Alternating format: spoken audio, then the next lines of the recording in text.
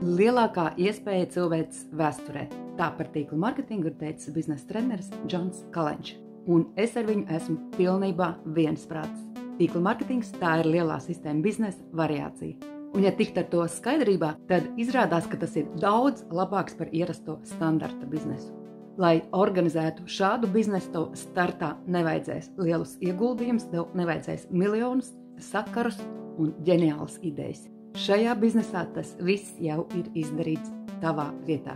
Bet šeit tu iegūsi neierobežotas iespējas un pilnīgu brīvību. Es tagad runāju par MLM, daudzpakāpju marketingu vai tīkla marketingu, kas pēc savas būtības ir lielais sistēma bizness. Tikai atšķirība no tradicionālā biznesa ir tā, ka tas ir pieejams katram. Un tieši tāpēc es piekrītu tam, ka MLM ir lielākā iespēja cilvēces vēsturē. Es savas dzīves laikā esmu satikusi pietiekoši daudz cilvēkus, kuriem mati ceļas stāvus tikai izdzirdot šo vārdu tīkla marketings. Bet visa lieta ir tajā, ka viņiem vienkārši ir slikta informētība. Vairums cilvēku vispār ir slikts priekšstats par to, kas ir biznesa kopumā, bet tīkla marketings priekš viņiem ir tumšs mežs, kas viņiem ir nesaprotams un kas viņus biedē. Kurais katru staba izlien kāds cilvēks ar katalogu un nozīmīt ar uzrakstu gribi novājiet, nāc pie manis.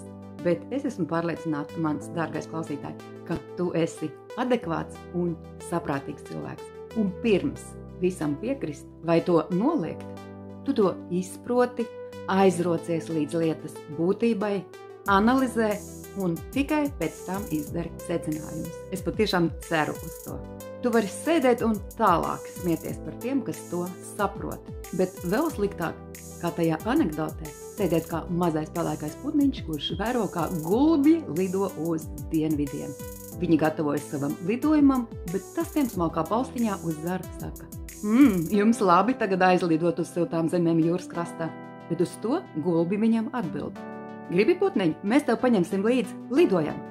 Putniņš tālāk skumji ievelk elpu un knapi noturot savus putna asaras, saka: skaties, jūsu spārni tik lieli, jūsu spalvas tik garas un spēcīgas. Es ar saviem spārniem pat 100 daļu no ceļa neizturēšu. Uz ko gulbi tam atbild: vai mēs tevi aizvedīsim? Jums ir labi, bet ja vējš sacelsies, kas būs? Es nevarēšu noturēties, es nokritīšu no tāda augstuma un sasitīšos uz zemes. Nepārdzīvo putniņi, mēs tevi paslēpsim aiz savām spalvām. Jums ir labi, jūs pa ceļam apstāsieties, lai pāēstu, lai atgūtu spēkus. Jūs par mani aizmirsīsiet, un es nomiršu badā, kamēr mēs līdz dienvidiem aizlidosim.